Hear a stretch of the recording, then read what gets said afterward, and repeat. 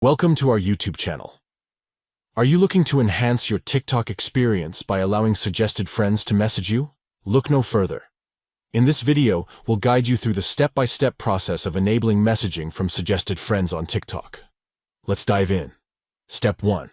Open the TikTok app on your device. Step 2. Tap on the profile icon located in the bottom drawer. This will take you to your TikTok profile. Step 3. In the top right corner, you'll see 3 stacked lines. Tap on those lines to access the TikTok menu. Step 4. From the menu, select Settings and Privacy. Step 5.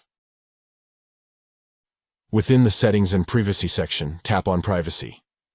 Step 6. Scroll down until you find the Interactions category and tap on Messaging. Step 7. Here, tap on Messaging once again. Step 8. Finally, select Suggest Friends.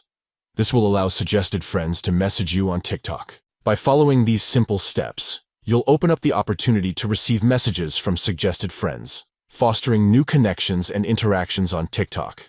Stay engaged with the vibrant TikTok community. Thank you for watching and enjoy the seamless messaging experience with suggested friends on TikTok.